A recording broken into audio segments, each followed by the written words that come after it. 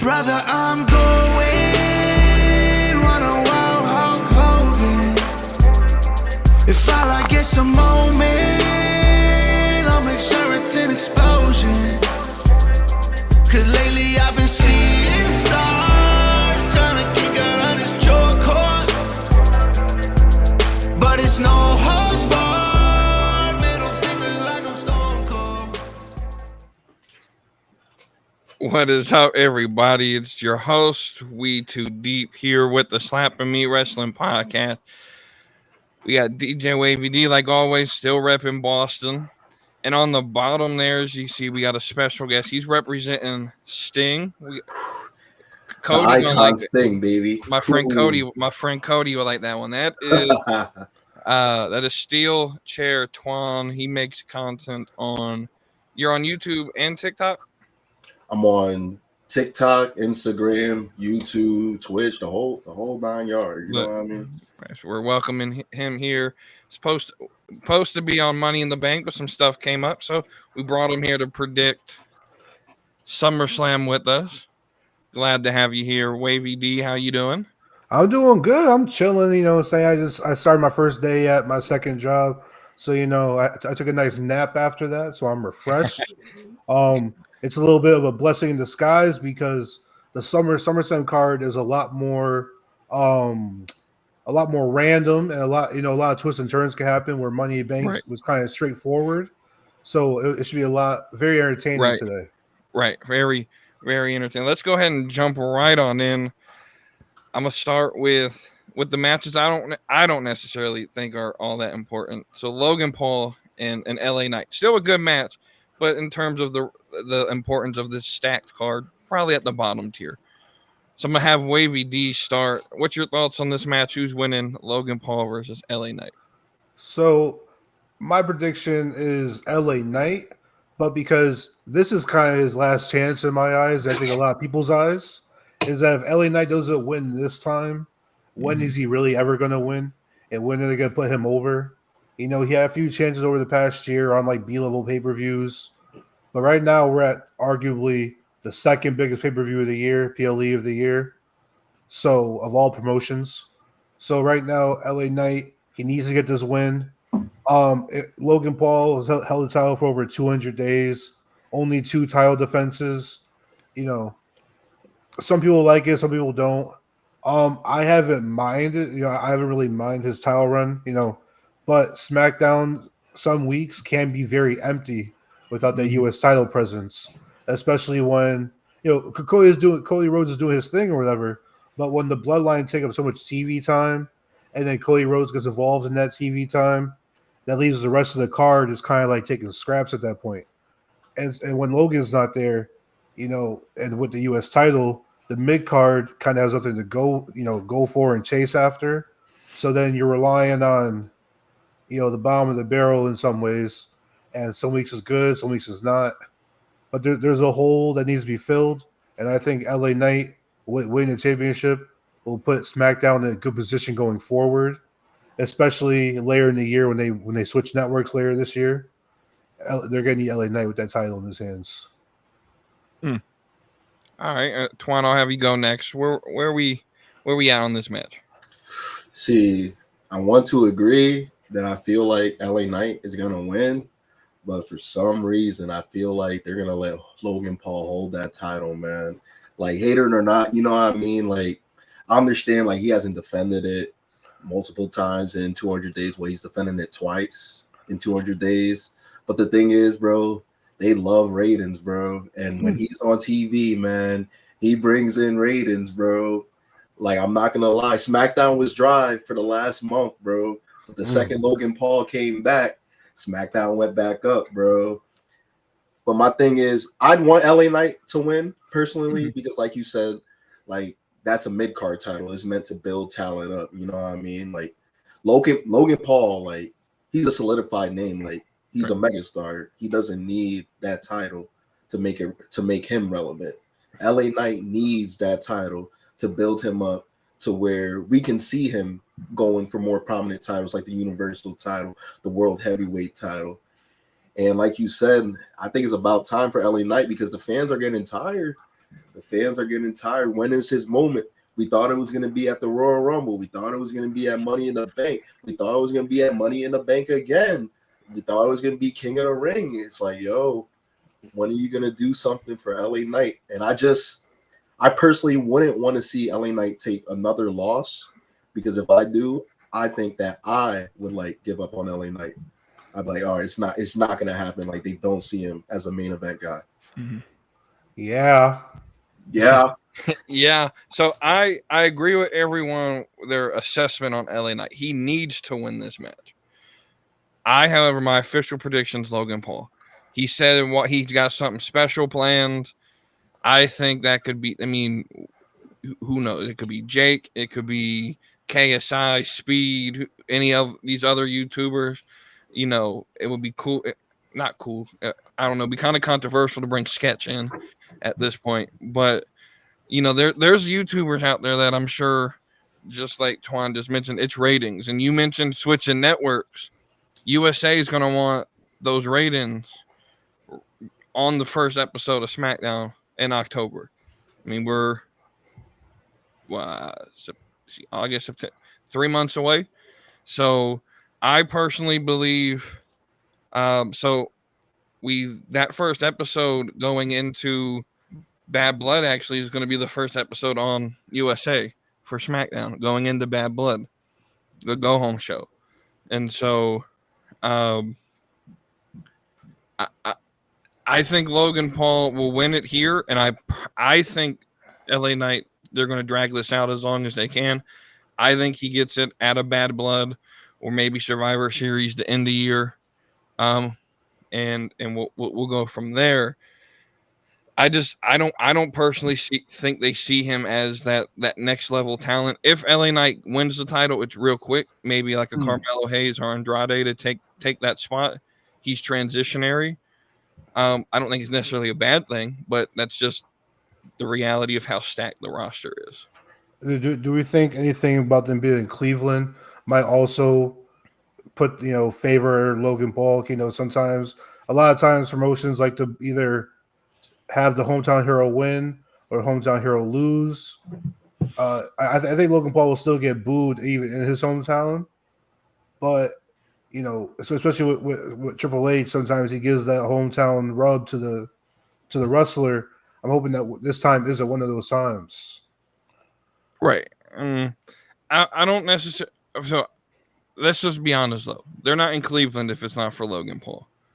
And this event takes place in some other big wrestling known city like a Dallas or maybe Vegas. If WWE could, they'd probably be in Vegas every PLE. If we're honest with you, they go to Vegas so many times.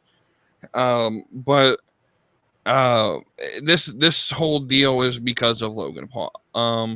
I don't see any way that, I mean, win or lose, it's it's a draw. But as soon as they announced it, I knew Logan Paul was going to be on the card. They announced this at the Royal Rumble, and so all the PLEs leading up to SummerSlam, I knew either Logan Paul wasn't going to defend or he was going to win. It was quite simple to see that. Yeah, and I feel like it fits into the pattern of every wrestler has to face like adversity first. Right. You know what I mean? So like, of course, we want to see LA Knight finally get his moment, but I don't think that he's going to beat Logan Paul on the first try. It might happen on the second try, right? If they want Logan Paul to lose the title, but I don't feel like the right moment. Right. This might be one of those like, let's take it to Saudi. Let's because with the Saudi, it's kind of weird, like, because Logan Paul brings in those type of fan bases, and so the wrestling fan in me wants Logan Paul to drop the belt, give it to a wrestler who's going to be there every single week. But the business side of me understands why they keep it on him. So we'll move on to the other mid-card title, the IC title, Bron Breakker versus Sami Zayn. WavyD, we'll start with you again. Where are you at on this one? All right. Same thing as the last one. We need to see a title change. All right. This right here is the welcoming party for Bron Breakker. Give Bron this IC title reign. Let him run through some challengers. Sami Zayn, as much as he is a fan favorite and he's liked by many fans, he suffers from that problem that a lot of baby faces suffer from, especially the underdog ones, is that they're really great when chasing the title, but they're not the best like actually holding the title. So like Sami Zayn, I can get behind him every day when he's the underdog, and I cheer for him. Reminds me of like when I was younger, I used to root for Rey Mysterio. Say ultimate underdog. Sami Zayn is another ultimate underdog. He's great chasing it, but when he holds the title and he faces other talent such as a Braun Breaker, I'm just like, you gotta put this other guy over. It's Sami. It's time for you to put him over. And especially after when Braun lost at the last PLE at Money in the Bank off of one haluva kick, it was kind of trash. So we gotta see Braun go over. Sami technically got the last laugh on Raw. He dumped Braun out the ring when Braun tried to go back for seconds to attack him again. So based off of old WWE logic, where the person who's last standing loses the pay-per-view match. So I'm hoping that holds true here. Braun Breaker goes over, and I want to see Braun hold his title till probably till Mania. All right, I want to see him go on a long title run, and then he puts someone over at Mania. I mean, I know week in week out I preach that I want shorter title reigns, but Braun Breaker is like that Gunther type, where like let him be dominant, let him get this run off, and then you can advance him up the card even further. So let kind of like the old like the 90s where the IC title was your stepping stone to get the world title. Let Braun get a nice run off and get that big title. All right, Twan, where are you at with this one? You know where I'm at with it. I don't know what it is, but Braun Breaker is it. He's him. Sami Zayn. I love Sami Zayn, huge Sami Zayn fan, but I'm sorry, it's Braun Breaker's time. He shouldn't have even lost the first title match. I'm Big sorry, facts. Sami. It's Braun. It's like unlike LA Knight, Braun doesn't need that title, but if Braun gets that title, it elevates that title, it elevates Braun, and you want Braun to be your guy going into the Netflix era. You don't want Braun to take too many losses. You know what I mean? Like I said, I love Sami Zayn, but Sami Zayn is a career underdog. You can't have the dog lose to the underdog 2 times in a row, especially when you have plans. You've let it known that Braun Breaker is your future. He is your main event star. You know what I mean? You got to start the run, strap that rocket to his back, and let him go. Let the dog out already. Yeah. Yeah, it's got to be Braun Breaker, and I'm not a big fan of the explanation of why he lost the first match. So on screen, it was, I talk him as a joke because he's a comedian. That's kind of a cop-out answer to me. But backstage, the sort of dirt sheet is, Triple H likes to have these things happen on these big moments. I'm not a big fan of that. He should this match needs to be what Money in the Bank should have been. Bell rings, spear, 1, 2, 3, like squash him. We don't need a lot of time in this match. Triple H has this sort of he does it a lot where he builds a tendency of like pushing matches longer than they have to be. This match should be 5 minutes at the most. Maybe a palate cleanser after one of the banger like world title matches or whatever, and put Bron over. I'm not a big fan of the longer run WavyD just put on him till Mania. I think till like Survivor Series, maybe sometime at the beginning of the year. I think Braun Breaker's got to win Royal Rumble though, and so I don't think you want your Royal Rumble winner holding the title. Maybe he loses it at Rumble and then goes and wins the Rumble. But I don't think he holds that belt till Mania. I think he's winning the World Heavyweight Championship at Mania. I think that's the plan for him. He's definitely getting the rocket strapped. This is just going to be the start of it. So with that, we'll move into Nia Jax versus Bayley. For the SmackDown's Women's Championship. I don't remember the names of all the belts. So The WWE Women's Championship. is it the Women's Championship? Okay. Where you at, Wavy D? Is it Nia? Is there a surprise? So unlike a lot of people in our Discord, I don't think Tiffany Stratton cashes in here. I think that's a longer story ahead, especially because I think this Friday Nia is gonna gift her like a Tiffany Stratton bedazzled Money in a Big briefcase, you know what I'm saying, for retail purposes, for merch purposes, either this SmackDown or SmackDown after SummerSlam to reward her or whatever. But I do think Nia goes over. Not to spoil anything for further down the card, but I think Nia kind of has to win here. I think it's a little thank you for she's been on a good run since she's been back. She's been doing her thing. WWE for the most part has been putting her in positions to win and in positions that make her look strong. Besides from 2 weeks ago when she had that like side by side interview with Bayley, that thing was kind of trash. But outside of that, Nia Jax has been pretty good since returning at the Rumble. She's been putting on some good programs, good character work, good in-ring matches for the most part. And you know, the Rock is ahead of TKO. You know what I'm saying? That's his bloodline. You know what I'm saying? So I do think Nia gets a title win, and I think it develops down the line to a story between her and Tiffany, where Tiffany's almost like her insurance policy, to where, you know, if a wrestler were to beat Nia, Tiffany would cash in or whatever, you know, kind of waiting in the wing. But I think that the relationship between Nia and Tiffany is going to get very toxic, where Nia, you know, kind of starts abusing Tiffany and pushing her around to the point where down the line we get a Tiffany face turn, and then she turns on Nia. And I know a lot of people were debating that they don't think a Tiffany face turn would be great because her character has a lot of heel characteristics. But I think you can give her like that, like Carmella / Alexa Bliss. So when they kind of turn face, how like they were like, you know, very mean girl, but then when they turn face, they kept the, especially Carmella. I look at her as almost like as Carmella when she turned face, how she was very popular with the crowd, still, you know, all beautiful, glammed out, whatever their thing, but she just wasn't like a bully or whatever. I don't know.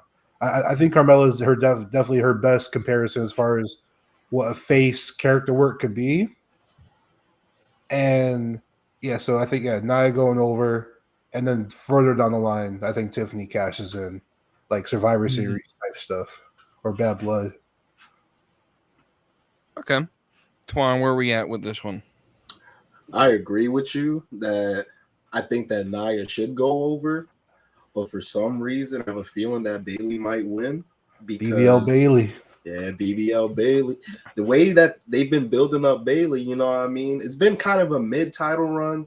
I feel like a win against the Queen of the Ring kind of boosts this title run a little bit longer. And I think that the true like number one plan is to get that title in Tiffany Stratton's hands.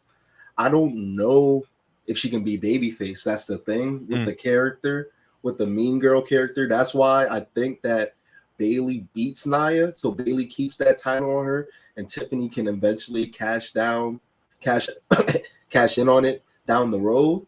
Because I think that the real like game plan and like final vision that they want is, we know what you want. They want Charlotte Flair versus Tiffany Stratton. Charlotte Flair is right around the corner, bro, and they probably just need a little bit more time until she's ready.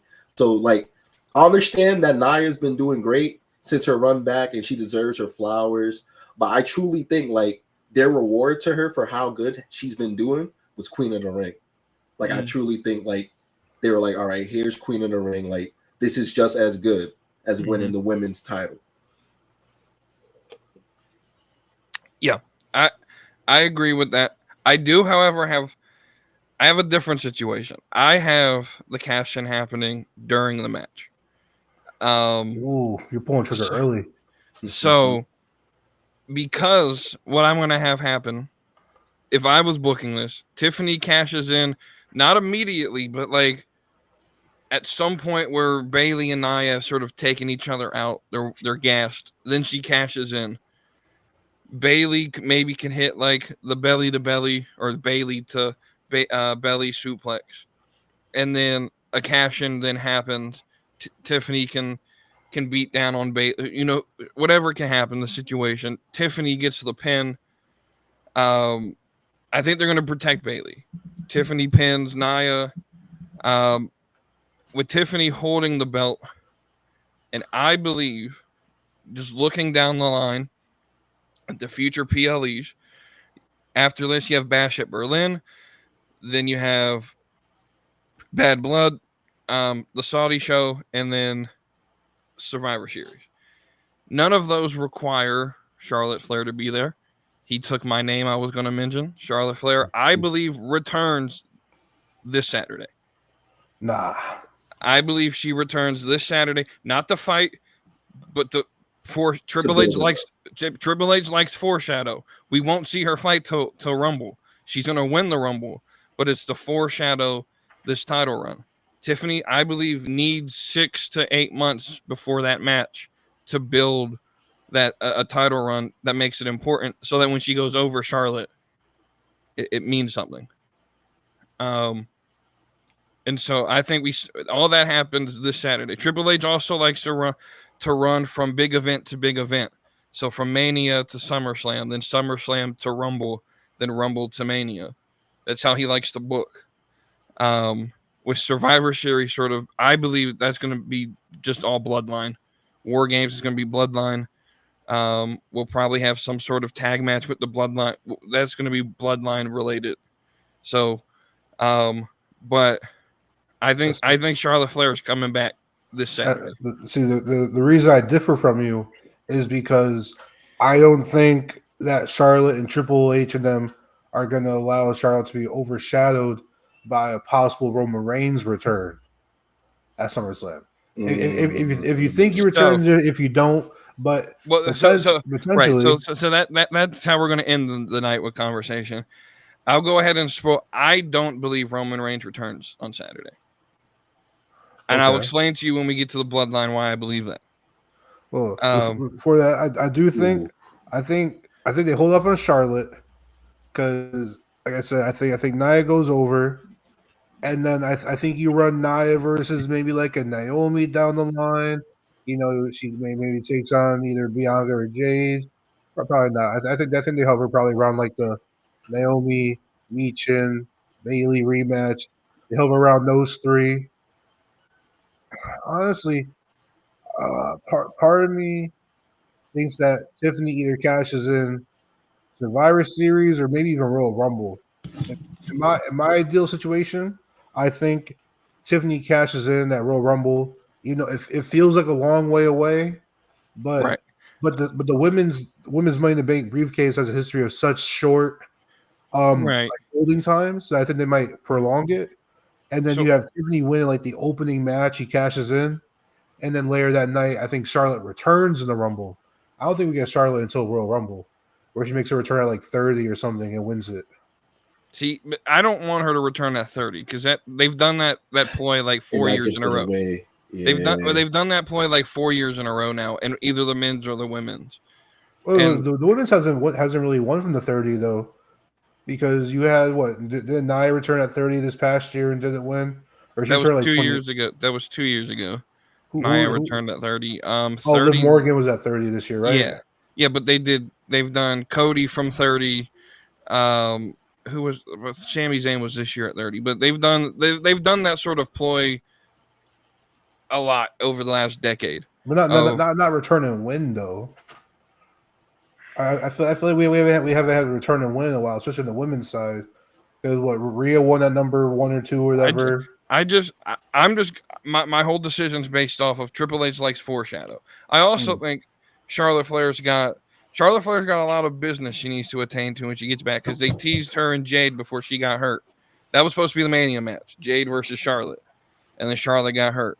So they're going to have to take care of that. They're probably going to have to do Charlotte and Bianca at some point to get to Charlotte versus Jade. Also, you might have a Becky Lynch return at Royal Rumble. What about an Alexa Bliss return? I was going to ask about that. We're in Cleveland. She's from Columbus. That's about 20 minutes down the road. Is there an Alexa Bliss return? Alexa Bliss and Nia have a story. Maybe Nia wins. She's celebrating in the ring with Tiffany Stratton, and the Alexa Bliss song hits. If you think Roman Reigns comes back, but I agree that if Charlotte comes back, I hate to say it too because I love Roman Reigns. I want him to come back. If Charlotte comes back, I don't think Roman's coming back. I have a perfect situation for Roman to come back. And I'm gonna get to that when we talk about the bloodline. Let's talk about the other women's match: Rhea versus Liv. This match might be the best built story going into, other than Drew and Punk. You can't beat that. But in terms of the other matches, the story's good, and there's a lot of layers to it. Who's winning, Wavy D? Does Liv retain? All right. So earlier when I was talking about how I want to spoil something for down the line. This is that match. The reason I think Nia wins is because I think Liv Morgan retains. All right, and hear me out because I was cooking with this one. All right, so I think Liv retains because Dom either accidentally or purposely, distracts Rhea or costs Rhea, yada yada. I prefer that he does it on purpose. Because what I think is happening is that we get Rhea and Damian away from the Judgment Day, put them both on babyface runs, and Judgment Day kind of reforms a little bit, shifts around. But so we get Dominic costing Rhea the match, and then Liv is like, "Oh, Dom, you really do love me, really do trust me, yada yada yada," and then so Dom and Liv kind of rekindle a little bit, which will bring us, to our next PLE or further down the line, where it's revealed that Finn Balor is behind it the whole time, and that Finn and Liv have been orchestrating this whole thing this entire time, and that will all come up because I assume we go into. I mean, this is more spoiler for down the line, but I'll continue part 2 when we get to that match on why Finn and Liv are orchestrating it. But Dom calls Rhea, Dom and Liv kind of rekindle, and then further down the line, Finn Balor is revealed to be working with Liv, and Dom just got fooled all around. So Liv walks out retaining her title. Okay. Where are we at with this, Twan? You agree, disagree? Well, first off, I agree with that. I don't think Rhea Ripley is winning her title back at SummerSlam, no matter what outcome comes from this match, how it ends, who interferes. I feel that Liv Morgan is going to walk out with that title regardless, because this story can go a lot longer. You know what I mean? But I need to see the match format first to see which match comes on first. Right. Because if they open with the world title match first, and let's say Priest gets over Gunther, I can 100% see Finn Balor revealing that he's the one that's been working with Liv Morgan in that women's world title match. Let's say a ref bump happens, right? The entire Judgment Day comes out to help Rhea Ripley. Well, by the entire Judgment Day, I mean Finn and Dom and JD and Carlito, right? JD and Finn, I can see them turning their back on Rhea Ripley and attacking Dom, and Carlito's just standing there confused because he's been playing that little R-Truth character of he's just there. He doesn't know what's going on. And Priest isn't around because Priest just had his world title match. He's in the back, you know what I mean? He's getting fixed up. He just faced Gunther. He probably defended. And then I can see them revealing that Liv Morgan was working with Finn Balor the whole time, because now you can build that whole story of Liv Morgan, JD, and Finn versus Rhea, Dom, and Damian Priest for the next few months. And now you have the whole story of Finn wants the world title from Damian Priest, which I think that Finn should be the one to beat Priest down the line. I was with Finn being Priest at Money in the Bank. Mm-hmm. But at SummerSlam, I see kind of Gunther going over. But I'll add on to your theory, and I think that Carlito sides with JD and Finn, because if you've been watching the past couple weeks on Raw, Dom's been kind of throwing his weight around a little bit at Carlito and kind of telling him what to do and book him in matches and telling him to go talk to Pierce and go handle certain wrestlers. And Carlito's a little kind of like dumbfounded, like, why you telling me like what to do or whatever. Especially like this past Monday night last night, he told him to go handle Jey Uso, and Jey Uso mollywopped him. So I think Carlito could feel some resentment towards Dom, and then he sides with Damian and not Damian. He sides with Finn and JD and Liv Morgan. So I'm gonna agree with Liv Morgan winning. She's definitely retaining the title. They've already sort of released the Bad Blood art, and Rhea's got her head on a stake, basically, which is crazy because they didn't even do that. They didn't even do that in the 90s when Bad Blood was. But I think this definitely extends longer. I don't have them in Berlin. Triple H sort of is picky with these 5-match cards. One of the women's champions maybe defend it, maybe none of them. I don't think Liv and Rhea fight at Berlin. So the next one would be Bad Blood, which is where I would have the rematch. I think that's where Rhea will win the title. As for the aftermath, I think Dom is going to look like an accident, but I still think he's the mastermind. I think Finn and JD know about it, and they're playing along with it. And essentially all that's going to happen is, and this is going to be explained further down the line, Dom basically turns on Rhea, but I also have him turning on Damian later down the line, or the Judgment Day turning on Damian as a whole. And I know everyone wants Finn versus Priest, but I think Dom is going to get that spot. I think Liv is going to gift him a title match. Now, who that title match is against, we'll get to that when we talk about Priest versus Gunther. But I think Liv retains, and Dom's going to turn on Rhea and choose Liv. Because when Rhea was it? I don't think it was this week. I think it was it this week when Rhea licked him, or was that last week? Last week. That was last week. Yeah. Dom's face was a little bit of disgust at first. Now maybe it was just he was caught it by surprise, didn't realize Rhea was going to lick him, and had to get back into character real quick. But I think that was intentional. I still think he's gonna. I mean, if anyone's ever watched any soap opera, especially like Mexican soap operas, this type of stuff happens all the time.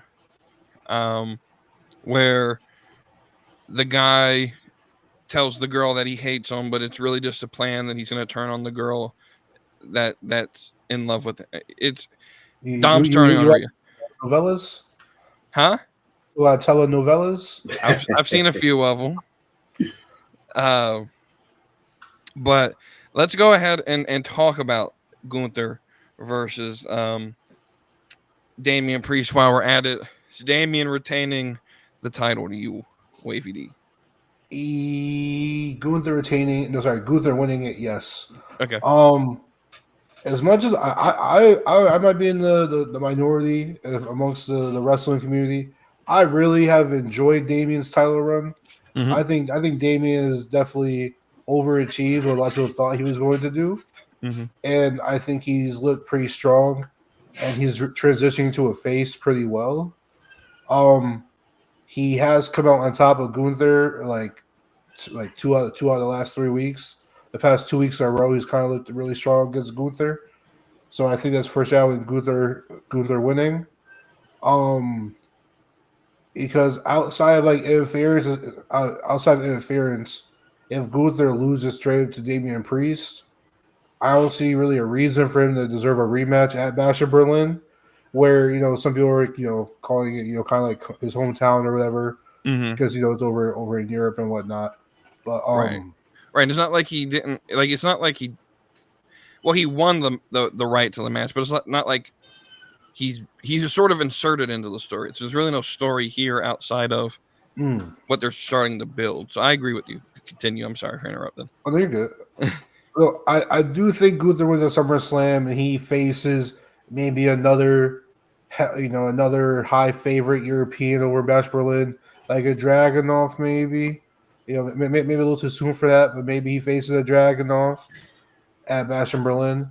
But yeah, I think Gunther wins, and I think it's based off of this past last night, how Gunther choked out Finn Balor and then choked him out again after the match, and Damian came out to make the save. I think at some point Finn is going to come out and try to, get his get back on Gunther. And then in the process of all this, Damian's going to be like, yo, I told you stay in the back. I told you, not get in my business, yada, yada, yada. And then as, Damian's dealing with Finn, Gunther, takes advantage of it. Boom, hits his finisher, chokes him out, yada, yada, 1, 2, 3. And then this will lead us up to the following night on Raw, the implosion that we've been waiting for between Damian and Finn. I think they finally implode on each other, or it gets right to the very tip of it imploding, and that happens the following week. But this right here is going to set up the Damian versus Finn at Bash in Berlin, probably, because I mean it could make it to Bad Blood, but I think you probably book it for Bash in Berlin, and say to give them a big match there. But I can see it prolonging to Bad Blood. Maybe get some type of stipulation like payoff at Bad Blood. And then I think this is what kind of gets Damian outside of Judgment Day, because the weeks following SummerSlam, JD's gonna side with Finn, and then this goes into the women's side of stuff where you might catch Liv Morgan in the back talking to Finn like you shouldn't blame yourself, you're only trying to do what was best, yada yada. And then Liv gets all cozy with Finn, and this all goes into Finn being the mastermind of everything, yada yada. And eventually, after SummerSlam, you have the pairing of Finn, JD, Liv Morgan, and Carlito kind of being the new Judgment Day. And Dom might be in there. Dom probably won't be in there, depending on how the situation with Liv Morgan goes. And then you got Priest and Rhea looking out for each other on the outs as the two faces on Raw. Okay, Twan, where are you at with this one, Gunther and Priest? So I actually think that Priest wins this, because if you've been paying attention to the story, they've put an emphasis on it that, Priest, your whole life, I'm not Priest, Gunther, your whole life, you haven't worked for anything. You have everything handed to you. You come into the business, you're a star. You go to WWE, NXT UK, you're the biggest star there. You go to NXT, no one can pin you, you're a star. You come to the main roster, you have the longest IC title run in history. Wouldn't it be ironic if out of all the people that Gunther couldn't beat on the first try, it was the street trash, Damian Priest, like he was talking about? I also think that Gunther wins the title in Berlin against Priest in a rematch, because I agree with you, Wavy D, that I think that Finn Balor is going to get involved in the match, but I think it's going to be one of those like, he almost messed this up for me. Like, I think it's going to be like a close two where Priest kicks out at the last second, and I do think that Finn does it on purpose, but it's going to look like an accident, and Priest kicks out, and then Priest wins the match. And then the implosion starts the next night on Raw, where Priest is like, yo, like, you almost cost me that match. Like, what's wrong with you? Like, I told you to stay out of my business, and you almost lost the world title for the Judgment Day, right? And then you build up the rematch at Berlin, and then once again, Finn gets involved, but this time he purposely like attacks Priest, and then Gunther wins the title. And now, like, you can get rid of the Gunther and the Damian Priest story, and now you're working on the Finn and Priest story, because I feel like that rivalry, I feel like that can go to Bad Blood. Yeah. But I don't think that I don't think Gunther's winning. Not his first try. Not at SummerSlam, at least. Okay. So I'm picking Gunther to win. So I thought Gunther was going to win when the match was announced. Part of me then started changing, thinking, okay, why don't they just wait till Berlin and let him have the moment in front of his home country? But I'm back now on the side I was originally on. I think Gunther wins this. I don't think it's going to be Finn that costs him, though. I think, or at least, I think Finn's going to be the sort of mastermind behind costing him. But I don't think it's going to be Finn himself who physically does it. I think before the match, sometime during the night, we're going to see backstage in the little clubhouse or whatever, Damian's going to tell the whole group, I got this on my own. Don't come out. But we're going to notice Carlito's not there.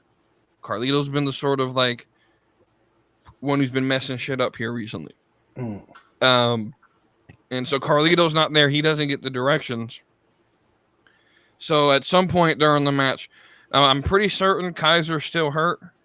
But if for whatever reason Kaiser can come back, he can sort of interfere, maybe like a ref bump or something. And then so Carlito comes out to sort of even the odds, and accidentally, whether it's, spit the apple in Priest's face, but he was aiming for Gunther or whatever, I think he's going to be the one that costs Damian the title. That can then set up the whole implosion. Now, I believe the new Judgment Day, because Triple H doesn't like ending.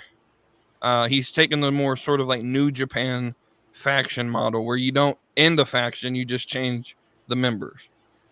And so I think it's going to be Liv. I think Dom will be a part of it. Liv, Dom, Finn, McDonough, and Carlito. Where Carlito's sort of like the stooge who they just have to do everything. He's going to take the bumps and everything. But at that point, now you have Liv with the belt. You have the McDonough and Finn with the belts. So they have 3 of the belts there. They're not going to get the IC. That's bronze. They're not even going to try for it. But Dom needs a belt. So this is where I was talking about.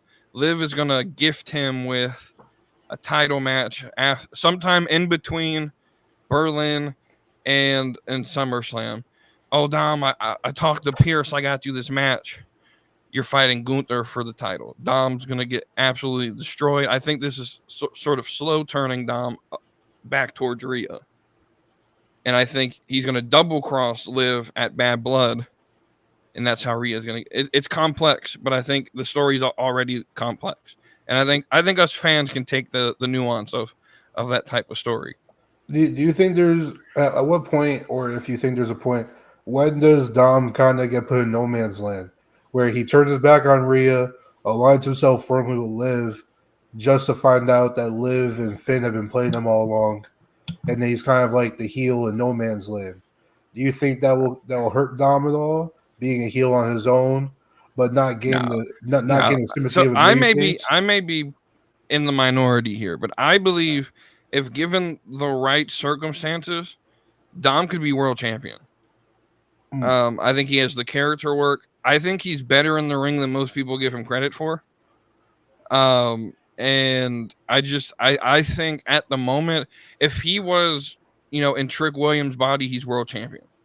Yeah, I think what's really holding Dom back, just like it's gonna hold back Carmelo, just like it's gonna hold back someone like Dragunov, it's the size. It's the size. Yeah. I know it's like a new guard, but Triple H, was there with Vince. Pritchard's still there. They still view it as the land of the giants. And so I believe Berlin is going to be Dragunov Gunther. They're running this back. I believe this has always been the plan. And we're going to get a banger of a match, and that's all it's meant to be. So we'll move forward with 2 matches left. So we're going to go ahead and do Punk versus McIntyre with Seth Rollins, a special guest referee. Where are we at with this one, WavyD? Flip a coin. Flip a coin. I think as far as who's gotten the better of who, I think that it only makes sense for Drew McIntyre to get the win because Punk has screwed Drew out of the title at Mania, winning and losing it. He screwed him out of a rematch when he cashed in. And as far as like Drew screwing CM Punk, he injured him at Royal Rumble, to start the feud. But then after that, he only got his get back like once when he blooded him up on SmackDown, took his bracelet. So I think Drew gets the win here, and I think that Seth Rollins eventually, as doing his referee stuff, he goes back and forth, kind of screwing this guy over, not counting this pin or not taking that DQ. But I think eventually he turns up against Punk, and then he counts for Drew. Drew wins the match or whatever, and then we move on to the CM Punk versus Seth Rollins feud. I don't think this turns into really a triple threat match unless Seth Rollins screws over Drew. So that's the only way I see is getting a proper triple threat between CM Punk, Seth Rollins, and Drew is if Seth screws Drew. But if Seth screws CM Punk, I don't think it goes to a triple threat. I think we hop straight into CM Punk versus Seth. So give me Drew for the win as far as predictions go. Okay, Twan, where are we at? I agree with you that I don't think Seth screws Drew necessarily, but I think CM Punk is gonna win, and it's gonna drive Drew mad that Seth counted 3, and in Drew's head, he's gonna believe that Seth screwed him. But I feel that like Seth is gonna be an impartial referee to where he's just attacking both of them the entire match. You know what I mean? Like these are two dudes that he hates. Like he's not gonna help either of them.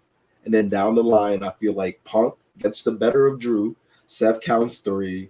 And now Drew has a problem with Seth, which brings him into this story even more. Because these guys, they need something for all 3 of them for a while. Because all 3 of them, they're not going to be in the title picture for a while. But they all need a good story and a long timeline for a while. So I feel that triple threat match, I see that coming up eventually. I don't know what premium live event it's going to be at. I don't know how long they can drag this out, but I feel like that match of Seth Rollins versus Drew versus CM Punk is going to happen eventually because, like I said, Seth is going to count for Drew. Drew's going to be like, oh, you helped CM Punk. And then CM Punk is going to take the stance of, oh, I didn't ask for his help. I beat you. And then now Seth's involved in it because, like I said, he hates both men. And, yeah, I truly think that dynamic, I feel like you can burn that out a little longer before you take away Drew. Because if you take Drew out of that situation, now what's Drew McIntyre going to do? You know what I mean? Right. I agree. So unless like the plan is like McIntyre gets put back in the title picture, I just don't see that. Gunther at Bash in Berlin looks kind of crazy. I mean, it is, but it's no different than the match we already got with them at Mania. Yeah. And far as like the main roster, like most of the audience who watches Raw or SmackDown has never seen Gunther versus Dragunov at UK. And so I think that appeal, they're both from Germany. And so I think that's the bigger match there. Wait, we didn't get Drew versus Gunther at Mania. I know that was a triple threat, but this past Mania was Gunther and Seth. No, sorry, Drew and Seth. It was Drew and Seth at Mania. Yeah, it was like 2 years ago. Because I know was that the triple threat though between Drew, Gunther, and Sheamus. I mean, it's going to be the same match though. So I think there's a little bit of a different style match that Gunther and Dragunov will have, not just the two guys beating the living shit out of each other. Not that I'm not against it. I'm all for it. I just think we've already seen it. We've seen him do it for the Intercontinental title too. You know what I mean? Yeah. And so as far as shit, I done lost my train of thought. What was I trying to say? We were still predicting. Yeah. I have Gunther winning, of course. Or not, sorry, wrong match. I have Drew winning. But I like the idea Twan had, where Punk wins, and Drew goes just insane, ruins everything. That I think the triple threat happens, and I know I've said this about every feud, but it feels like like Bad Blood feels like the greatest place, especially this, because this is a blood feud. This could be triple threat Hell in a Cell. Real quick, triple threat Atlanta street fight. So real quick, just to pause you. So to piggyback on what you're talking about Bad Blood, if we're booking all these, you know, what we think a lot big money matches at Bad Blood. So we're looking at Bash of Berlin. Are we looking maybe at like another Elimination Chamber in Australia kind of thing, where you know, like the hometown hero gets it's built around Gunther. Berlin's built around Gunther. Berlin's built around Gunther. That's the only. I think it's a bunch of throwaways. It's going to be a 3-week build because Saturday is August 3rd. This Berlin's August 30th. You get like a 27-day build, which is a full month. It's what they typically do, but I think it's solely around Gunther. I think part of me believes the initial plan was Kaiser versus Bron for the IC title, and then because Kaiser would be there, Tiffany would be there since they're together. Tiffany, I think that's why Tiffany defends her title in my the way I would book it. It'll be like 5 matches, sort of like your standard international show they've been doing. But I do believe a triple threat's coming. I don't know what else you do with Drew outside of that. Seth versus Punk, I think, will happen by itself down the line. But I kind of feel like Triple H is going to hold on to that till Mania in Vegas. And so the triple threat can be Bad Blood, or maybe if there's not enough room on Bad Blood, you can do it in Saudi. And then, like I said, I believe Survivor Series is going to be built around the Bloodline. Yeah. And then we don't have another one to Rumble. And by that point, Mania plans are already done.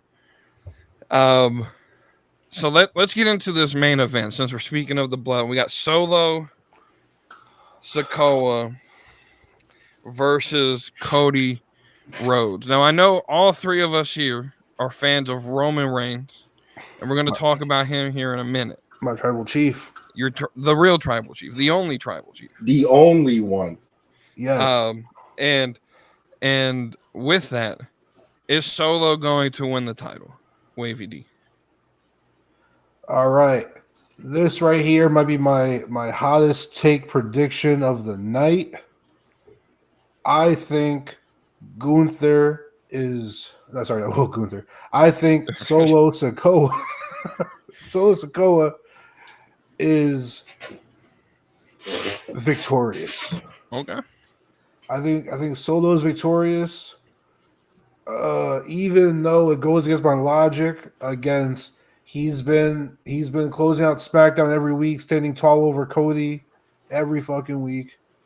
But I see Solo standing tall, and then we end the show. You know, Solo's at the top of the ramp or whatever. It's, you know, going over his victory. You know, Jacob's putting the lay over his neck, over his on his shoulders, and then Roman Reigns, the tribal chief, he returns. They have a stare down, and then we cut the show. And that's because I don't. The only way I see Cody walking out as champion. Like I still think KO and Randy are hurt. I don't think you bring them back at SummerSlam. I want to see Cody against all odds.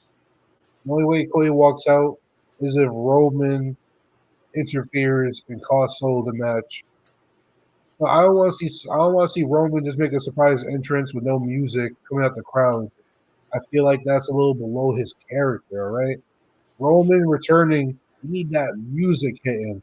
You need the crowd going and popping. All right, so that's a reason I don't see like say Blood gets the numbers advantage, and then KO and Randy come out and they even the odds, and everybody's fighting at ringside.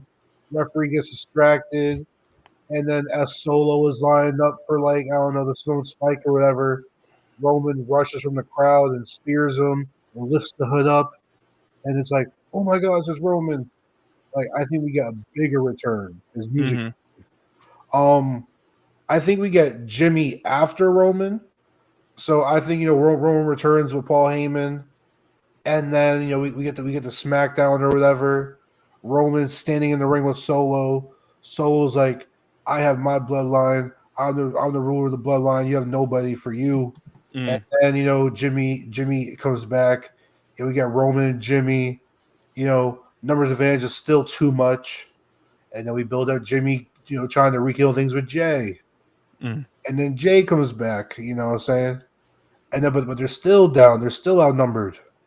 Now, as much as I want to see Zilla Fatu, keep it strictly Samoan, you gotta bring back the Honorary Uce because the Honorary Uce ain't got no IC title to defend. He gonna have nothing to do, and he just rekindled with not rekindled. They've been cool, but he just reunited with Jay in a tag team match or whatever the week before, and they made a deal about that this week. So I think we go into Survivor Series and we go into the fall having Roman, Jimmy, Jay, and Sami versus Solo, Tama, Tongaloa, and Jacob. So we get that 4v4 action right there. And then down the line, I'm a little over predicting, but down the line, when Roman walks out victorious at Survivor Series and he's standing tall, trying to take charge of the bloodline, that's when the People's Champ, say the final boss returns at Survivor Series. Or actually, you can push it back to the Rumble. That way you don't have to build too much. But yeah, that's long-term booking. I gave you all my long-term booking. But as far as this Saturday, I think Solo walks out with the title. But then it's like, how I don't want Solo versus Roman for the title. So how do we get maybe Cody gets a rematch, and then that's when Roman does the crowd thing, and he comes to the crowd, and then he spears them. When we get to me, I solve your issue. Twan, what's your man? This is about to be some of the craziest Attitude Era running stuff that we seen at WrestleMania. It's gonna happen again at SummerSlam. And to quote my man Dark Knight, he said something that touched me the other day because I agree. If Solo Sikoa beats Cody Rhodes, I might have to take a break from WWE because no way, bro. No way he's gonna beat Cody Rhodes. No way. It's not gonna happen because Roman Reigns is coming back. But I agree with Wavy D where a part of me sees Solo Sikoa beating Cody Rhodes for the title. And I hate it because they've been building him up so strong. And it's been going for a while, if you truly think of it. He's the only person to squash the GOAT John Cena. They always mention that, he squashed John Cena. Roman Reigns even said down the line, Solo Sikoa is the next tribal chief. And I see somebody else returning. I want Roman to return. I truly want Roman to return. I feel like SummerSlam is the time. But I don't know if Roman returns at SummerSlam. And I think that we have a debut of another Bloodline member, not Zilla, but Hikuleo. Mm.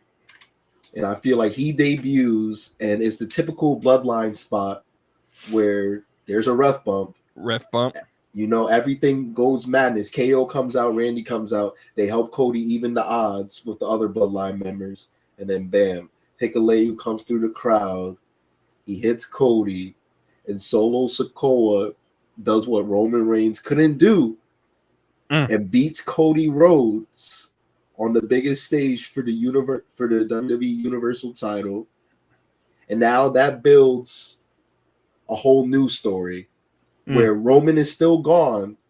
And for the next, like, let's say, if Roman doesn't come back at SummerSlam, I don't see him coming back until Royal Rumble. And I think the next, like, 6 months is just all Solo, just trashing Roman Reigns for 6 months straight until we finally get to Royal Rumble. And then, bam, Roman Reigns comes back. And now that sets up Roman versus Solo for the Universal title at WrestleMania, if that's the way that they want to go.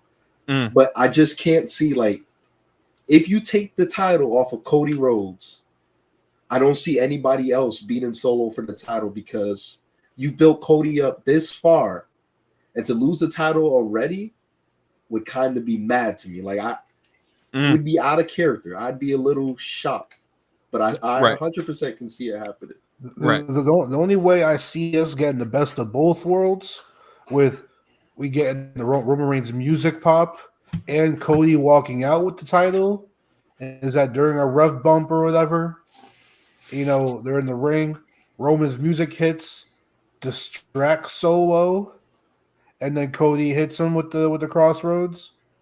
And, you know, and then, you know, Cody and Roman like shake hands or whatever. And, you know, Cody walks to the back. And then we get that stare down afterwards. Because we still need that Cody versus Randy. We need that payoff. Right. We need the Cody versus Randy story. Do we wait another year for that?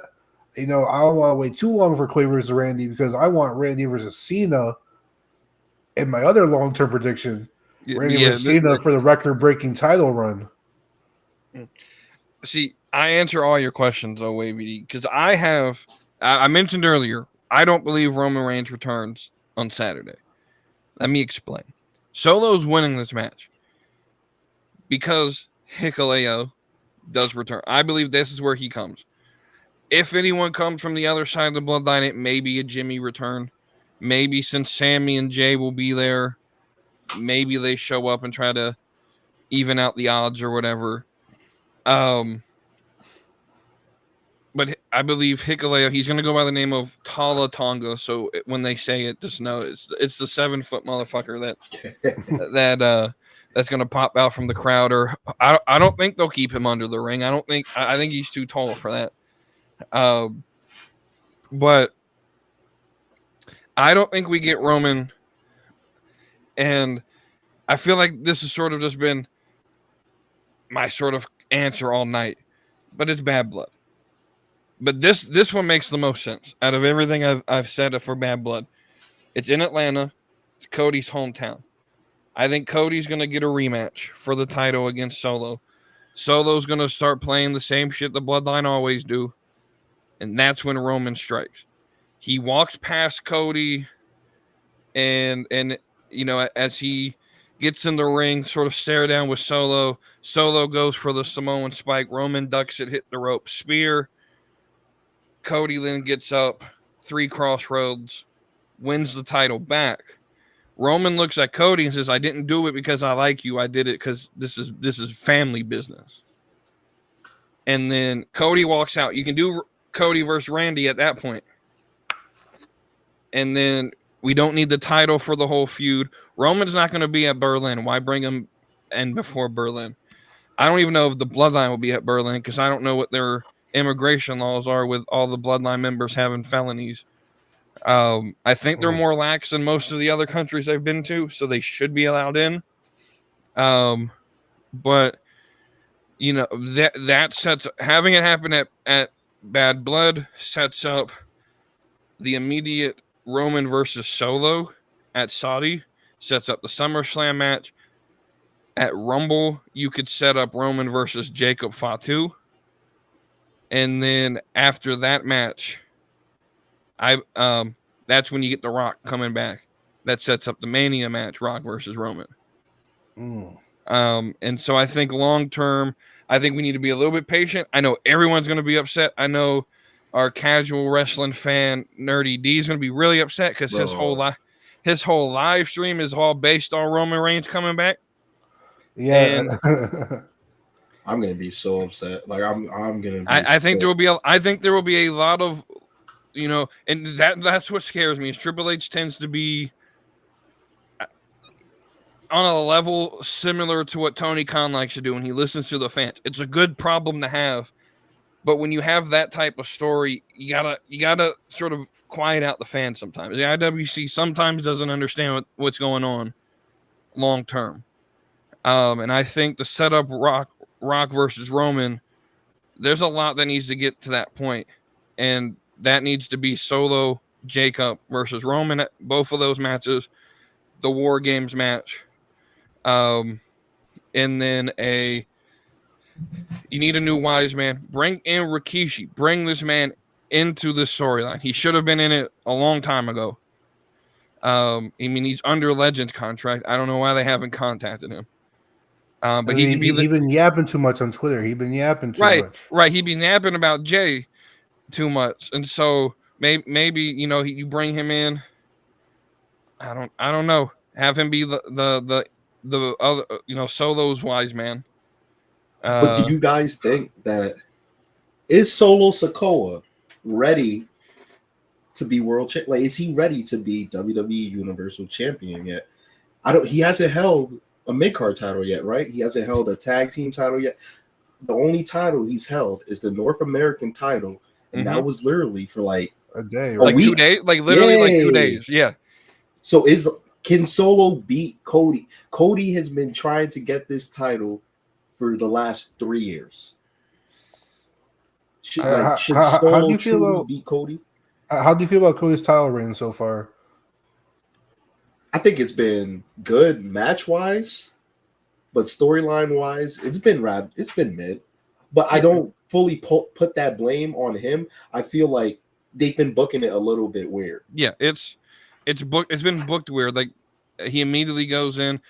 This storyline that we're having with the Bloodline should have happened immediately after Cody won. Solo should have immediately went after the title.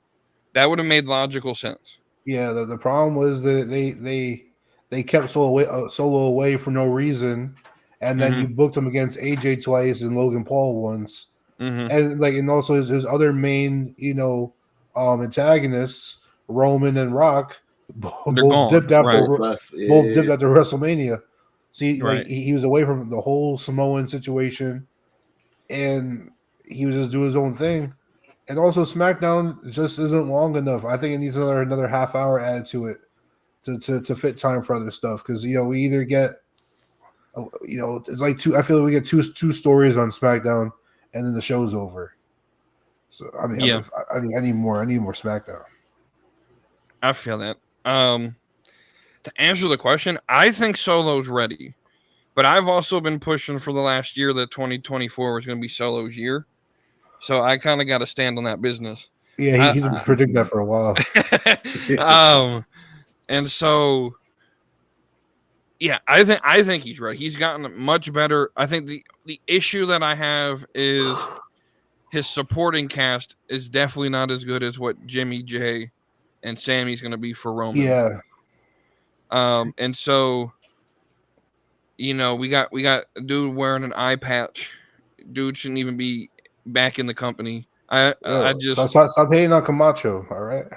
Look, he can't play any of the races he's trying to play. He was bad as Camacho. He's bad as himself. I'm not gonna lie to you though. Seeing Jacob Fatu and Tama Tonga together as a tag team last week. Well, let's get that because they have a tag team title match this Friday against DIY. We are. Are the Bloodline gonna walk in SmackDown tag team or tag team champions, it's the world tag team champions on SmackDown, right? Yeah, Yeah. I think Cody. No, I think they're the WWE Tag Team Champions. Yeah. Okay. Because the women's WWE Tag Team is on SmackDown. The WWE title is also on SmackDown. So I think they're all WWE. Okay. But I think that Cody gets a little bit of get back, and he costs them their tag team match. Okay. And then you let Gargano get a win in Cleveland, and it puts more hatred between the Cody and the Bloodline story. I can see that, but I also think I know Triple H, and I know how he likes to book Gargano and Ciampa, and I have a feeling Ciampa's about to turn again. It's too early for the turn. You can't turn until, me personally, I think you can't turn the Tommaso versus Gargano until Gargano starts taking Theory under his wing again, and then Ciampa kind of starts resenting him for that. I kind of agree that I wouldn't be shocked if Ciampa turns soon, because they've been planning little like Easter eggs too during the Austin Theory, Grayson Waller, and DIY segments. But also, like I said, Triple H likes to book, first off, long term, almost to his detriment. But second, from big event to big event, I think Mania is going to have Ciampa versus Gargano. But he's just going to take us on a 6-month journey to get there. It may not happen on Saturday. It may happen somewhere down the line. But I think that turn's happening quicker than a lot of people think it will. I hope that storyline doesn't interfere with Johnny Gargano's vlogs on YouTube. I don't know if he watches traveling vlogs. I've been getting into him the last like month or so. Mm-hmm. They're entertaining. It's Johnny, Candice, Indy, and Tommaso, and them traveling from show to show or whatever, and stopping at like toy stores for their kids or whatever. I hope we don't interfere with that. I like that. Tommaso won't be on there for a few months, bro. To be honest, Ciampa's so much better as a heel. Yeah. Oh, no, he is. Yeah, he definitely is. And he can grow the beard back out. Give him No One Can Survive, though. Def Rebel's not going to do that for us. He's going to Def Rebel it, man. Oh, might be a hot take. I think out of all the Def Rebel like songs or whatever, I think DIY got one of the better ones. I low key fuck with theirs. They got one of the better ones. I mean, it's a low bar to set. Oh yeah, that's why I was just saying. No, bro, it's because they're all bad. I think bad one, the only reason it's hated on is because Johnny and Tommaso had really good individual theme songs. But bro, as far as everything, DI. No. I thought it was We Are. Isn't that We Are? We Are Why? Yeah, I can't get with the. It's a banger, but I just can't. Every single song, and it's not Def Rebel's fault. If we're honest with you, the reason they did it was because at Rumble, all the fans were complaining they didn't know who was coming down the ring. So their solution was, let's just put a producer tag on every single song. So they got It's Tiffy Time, A Storm. Like now that one's a good one. Jade's is pretty good. Yeah, Role Model's kind of out there. Javon Evans just randomly screams bouncy before his music plays. That boy bouncy.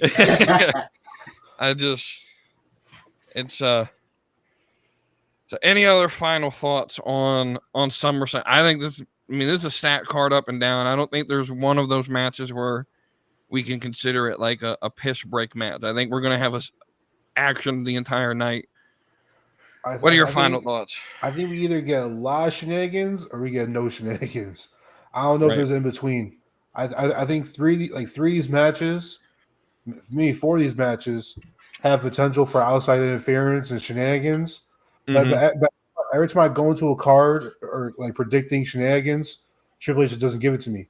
Like for Money in the Bank, we predicted like 5 different people interfering in the men's Money in the Bank ladder match. We predicted the Wyatt Six, the Bloodline, Logan Paul. we were wrong on all of it. Yeah. I think it's going to be a great SummerSlam. I think that by the end of the night, regardless of how it goes, people are going to be talking. Because either we're going to get Roman Reigns coming back and people are going to be talking about that, or we're going to get something insane with Solo Sikoa pinning Cody for the second time in a row, which Roman hasn't done that, by the way. Right. Roman hasn't pinned Cody 2 times in a row, and we're gonna see the internet go crazy about Cody Rhodes losing the solo Sikoa. All I gotta say, if Roman does not come back, y'all better be in this casual wrestling live stream we're doing with the Nerdy D, because that whole stream is built around Roman Reigns coming back. They're literally not starting the live stream till the main event, and if Roman doesn't come back, we may see some casual wrestling fans start flipping tables. Shit. We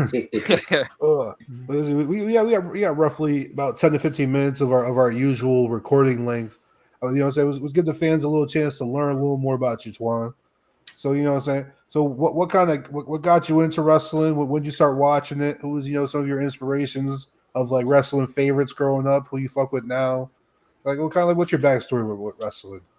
Oh, I got into wrestling because my mom watched it a little bit, way back in the day, back in the olden days. And her favorite wrestler was The Rock. So my favorite wrestler became The Rock. And I came around the time of the Attitude Era, right before the Invasion. So when WCW and WWF were both on at the same time. And then I seen the Invasion when I was a little kid, in the Invasion, crazy. Wrestling won me over. The second I watched the whole Invasion arc, I was like, oh, this is amazing. This is the best thing I've ever seen in my life. Watched for over 20 years. I took a little break. I was still watching weekly, but I wasn't as committed around the time where they had Roman Reigns eating dog food. I was like, this is very weird. I want to say I took a year hiatus. I was like, they need to get back on their game. I almost retired with Roman Reigns, but no, I mean, I'm just your pretty average wrestling fan. My favorite wrestlers growing up were Kurt Angle, Jeff Hardy. I was a big Doctor of Thugonomics guy with John Cena. The second he turned into Fruity Pebbles Cena, though, I was one of those people that turned on him. I wasn't a part of the Fruity Pebbles gang. I didn't like any of that. And I'm definitely more of a heel guy. I love heels way more than I love your typical I'm happy to be here babyface. I don't like that. Give me the heel that'll turn his back on his best friend for the world title, because that's more realistic. You know what I mean? Because he sees a way to change his life. He's gonna stab his best buddy of 20 years in the back because he can change his life for the better. Give me that guy 100 times over the Cody Rhodes 2 weeks ago when Randy Orton was going through the table. Take me, baby. Oh no, bro. I was so disgusted. That was cringe as hell. I was like, you must have loved the Eddie Guerrero Rey Mysterio storyline. Oh yeah, with the custody of Dom, that one. Yeah, especially leading into it, because Eddie and Ray were tag team champs and they were best buds, and then they had a few singles matches where Eddie just couldn't beat Rey Mysterio, and it pushed Eddie to the breaking point where he wanted badly to beat Ray, and he turned the whole friendship away and revealed the secret and gave us one of the greatest maybe top 10 rivalries in WWE history. Storyline program, rivalry, however you want to put it. I think Eddie Ray is as far as entertainment value and in-ring quality and the work and everything, I think that's top 15, top 10 of all time. Yeah, no, I agree. Yeah. How you feel about any promotions or alternative promotions like AEW, for example? I'm a big AEW guy, man. I know you. This tribalism talk is about to start. I am not with any of the tribalism, bro. I love everything. I watch AEW, New Japan, WWE, TNA. The other day, I'm not gonna lie to you, I was sitting at my house, bro, and it was Sunday, and it was 12 p.m. and I'm just chilling, scrolling through the channels, and I seen WoW was on. World of Women's Wrestling, yeah, or whatever it's called, bro. I tuned in for that entire hour, and they won a fan, bro. I'm just a wrestling lover, bro. I was like, I'm gonna start tuning into WoW every Sunday at 12 o'clock on CW. I watched WoW one time. I caught it a little bit. It was too. I don't know what it was too like. It's like Raw, right? Like It was very. I was to say like glamorous. It was too. It was a while ago when I caught episode. That's not the one that was. What was the one that had like a almost like a TV series? It was Lucha Underground. Lucha Underground. Yeah. No, I think it was also based on women, but it was more of like a TV show rather than like a wrestling promotion. Glow. Glow. Glow. I think I caught Glow. I get Glow and Wild confused. I think I caught Glow. So you watched like the Netflix Glow, right? Because the show about the show, because it was based in the 70s. That was an actual thing in the 70s. That show was okay. So WoW is actually really good because I had the same experience. I was just flipping channels and like, let's check, see what this is going, and I had no idea who anyone was, and so like, I mean, you brought up tribalism. Let's go ahead and bring it. Like, I'm for it, but I'm also like I'm not an AEW fan, but I don't care that it exists. It's not for me, so I don't necessarily try to pay attention to it. But I also feel AEW as a business should try to win my support. And so when they do some of these cringy things, like try to like, I know Wavy D likes the idea of setting Jack Perry on fire. I thought that was cringy. I like the idea. I just thought it was bad business sense when you're in the middle of a contract, like a TV negotiation, and you're threatening murder on TV. Well, it makes sense though. Like in storyline mode, they can sit here and say that Jack Perry was the scapegoat and the reason they lost. It all makes sense. Yeah. I just don't like the idea. I think some of the things that AEW does, like Darby Allin going through 18 panes of glass or coffin dropping on anything that they have underneath the ring, is the smartest decision down the line. But again, there's some who think tribalism is a good thing. I don't necessarily. I'm sort of just in the middle. Enjoy what you want to enjoy. But at the same time, I think AEW fans, the hardcores of all hardcores, can kind of sort of push me away from wanting to watch it because a lot of them like to gatekeep. Yeah, that's true. I do. I like tribalism because I feel like it builds more support for the brand that you want to represent, and that and you're more prone to watch their weekly TV, more prone to watch every PLE or pay-per-view. And build strong support among for that promotion, and like it creates debate, and then debate creates research, and it creates interest and discussion. But at the same time, you can have a favorite brand. It's sort of like I like to use it the way of like when the Monday Night Wars were a thing, people watched both. But they had their favorite. In the same way, like when AEW first started, I watched it all the time.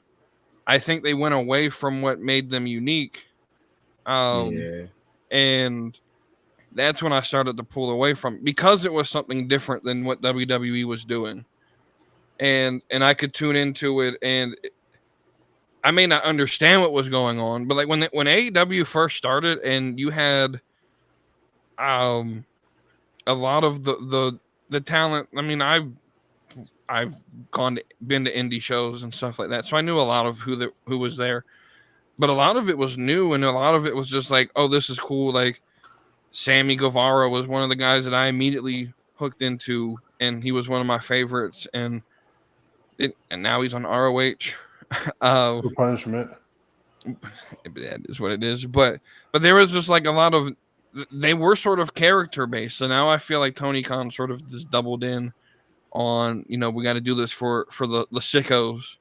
That's one thing I'm not a fan of is when like you want like you come out saying that you want to compete or whatever. Well, no, you call yourself an alternative, but then you're obviously trying to compete, and then when you start losing the competition, you fall back on the argument of we're just alternative product or we're just alternative. That's all we claim to be.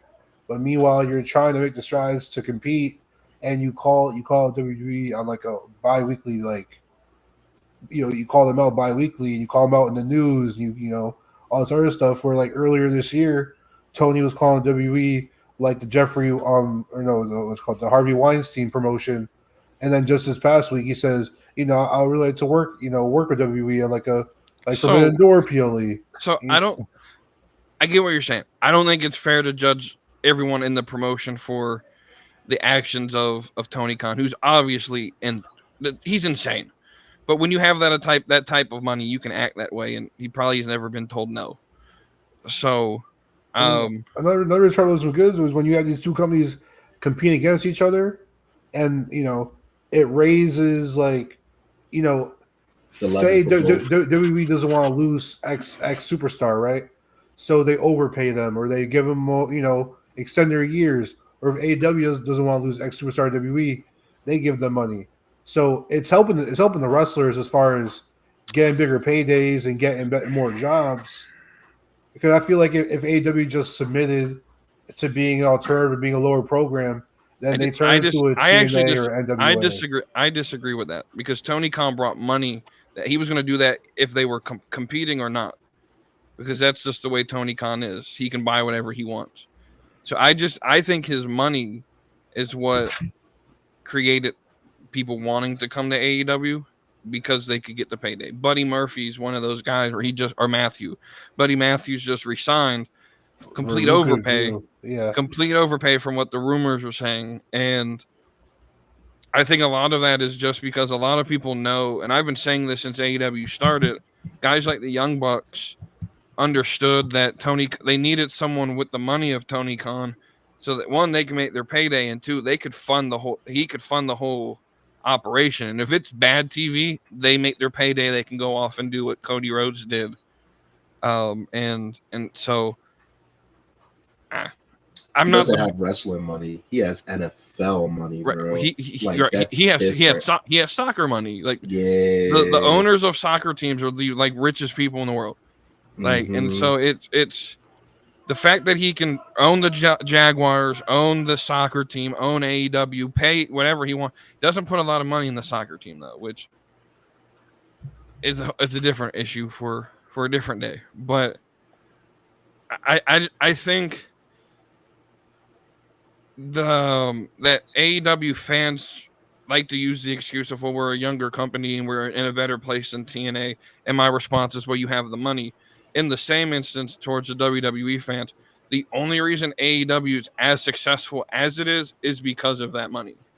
If it was Dixie Carter bankrolling it, they're out of business 2 years ago. So, speaking of TNA, Twan, were you a fan of the prime TNA? Oh, bro, of course. The 6-sided ring. That's the only prime one. The 6-sided ring.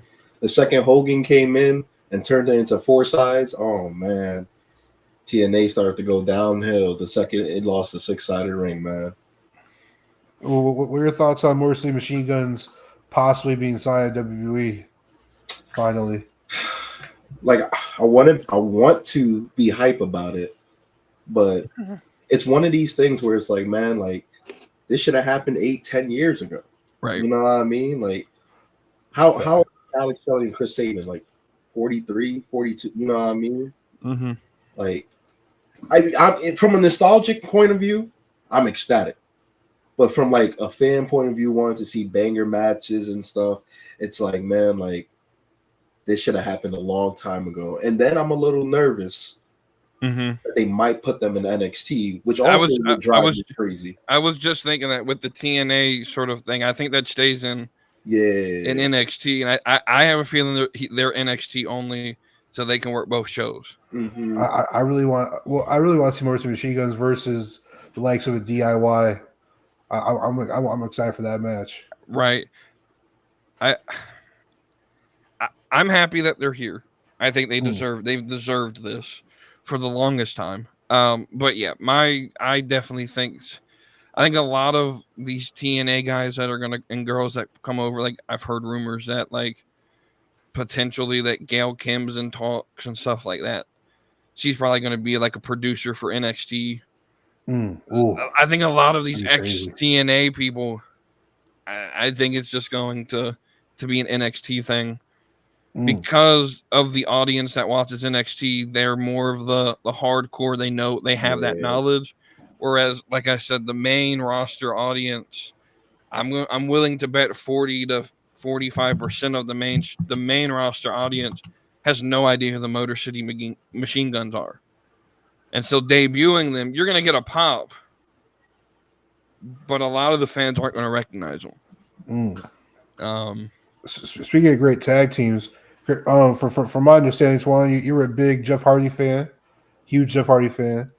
Well, what are your thoughts on early rumors that the Hardy Boys are going to be inducted in the Hall of Fame the next couple of years? I love it. I can see it happening. I see them coming back for one more run, for one more WWE run, just to go out right, come in, leave with the company that you came in with.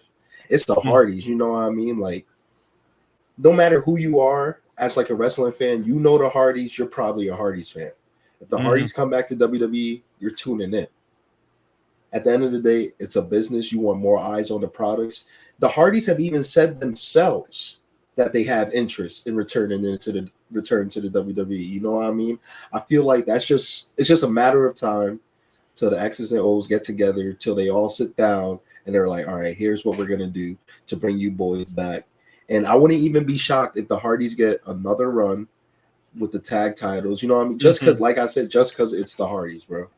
Right. And they're big enough to where they get this one run, maybe get inducted in the Hall of Fame, and then lose that same weekend to put over some younger tag team. Yep. I think that, I'm down for it. I think they're actually in the picture for the TNA World, the Tag Team Champions, but I think it's just super easy to bring them over, give them one more run. It doesn't have to be long. But all right. Before WeTooDeep gives his wrapping up thoughts, is there anything you want to say to the fans watching, Twan? You want to shout out your socials, shout anything, to talk to the fans for a sec? Yes, sir. I mean, the name is SteelChairTwan, all socials, TikTok, Instagram, Twitter. I'm your average wrestling fan. I just talk wrestling all the time. I'm live on TikTok for Monday Night Raws and SmackDowns, most PLEs, live on Twitch sometimes too. I don't know. I'm a wrestling guy, man, and I acknowledge my tribal chief. I pray he comes back on Saturday, because these last 100+ days without Roman Reigns on SmackDown. Bro. Oh man, I used to tune it. I used to be at work on Fridays. Can't wait to go home to watch Roman Reigns today. Right. Oh man. But yeah, like I said, this has been fun, And one more shout out to the tribal chief Roman Reigns. Come back, bro. Please come back. Please. He's almost lost his mind, bro. Shout out to Karl Anthony Towns. Oh, shout out to Karl. Yeah, shout out to Karl Anthony Towns, who liked my Instagram reel earlier. Big Minnesota Timberwolves guy over here. The Timberwolves are winning the NBA championship this year. It's a great year. I don't want to get too ahead now. Let's calm it down just a little bit. We're repeating over here, baby. We're repeating over here. Calm it down a little bit. No. But yeah, glad to have you here. Appreciate the conversation. As always, all the links to our Discord and everything are in the description of the episode. If you're going to listen to this or are listening to it when it is posted on Spotify and Apple Music, leave us a review. One final thought that I meant to say when we were covering the Punk Drew match. If Seth Rollins comes out dressed in Becky Lynch's wardrobe again, and he's not in a standardized referee uniform, I might turn that match off. I'm not kidding. I might. At least just wear the ref shirt with some cutoff sleeves. Right. Like everyone else does. Seth, hear me out. Seth, I think a lot of your fits are fire. I thought your WrestleMania fit from 2 years ago against Logan Paul, I thought that was amazing, bro. Mm-hmm. But Seth, you're getting out of control now, bro. Some of these are looking crazy, bro. What were you wearing on Monday, bro? Prediction. Last prediction. The Seth Rollins come out in a Beetlejuice-esque attire with the black and white stripes. Do we get some Beetlejuice-esque, like, striped jacket or something, striped long sleeve? I mean, I wouldn't put him past him, but I just want this man to come out there in standard black pants. You can cut the sleeves off. I'm fine with it, but I don't need all this extra, because that's my fear, is that he can make it all about himself. They're going to chant the whole night, and y'all know I'm not a big fan of that chant. I'm not a big fan of Rollins at the moment. I think the gimmick kind of stale, but outside of that, that's my final thought. I think with this whole referee thing, it's fine, but they had a built-in story with Punk and Ref Jess, where he asked Jess for the shirt at Clash at the Castle. She could have been the ref for this match, and Punk could have paid her off to steal it from Drew again. I thought that was just a built-in story. Speaking of refs, we better get the ref who's good at taking bumps for the Cody solo match. Oh, if he's in that match, you guarantee. I'll say the second I see him, I know what's happening. If Dan, I think his name is Dan Engler or something like that. Yeah, if he's reffing that main event, I'm assuming it's going to be the main event. If I see him, if he's in the match, Roman Reigns is coming back. If he's the ref, Roman Reigns is coming back. But if he's not reffing it, I don't think he will be. But we'll see. Click that link in the description. Get your merch from WWEshop.com. Right. All right. We're affiliated with them, so support your boys. Yeah, a little bit of the proceeds. If you're watching this from the Steel Chair Nation, the Steel Cage Nation, click that link and support my boys, yo. Follow their podcast, everything, bro. Get that new Studline merch coming out soon. Studline. Bro, I love that faction. Oh, yeah. That's what I'm saying. No. I want them to have all the gold, baby. The tag team titles and the women's titles. Put in there WeTooDeep. Put this Studline. Nah, it's not happening. It's not happening. Not happening. But with that, I'm WeTooDeep. That's WavyD. That's our guest, SteelChairTwan. We thank him for joining us. We will see y'all next week. Hasta luego. Brother, I'm going 101 Hulk Hogan. If I get some moment, I'll make sure it's an explosion. Cause lately I've been seeing stars trying to kick out of this jaw cord. But it's no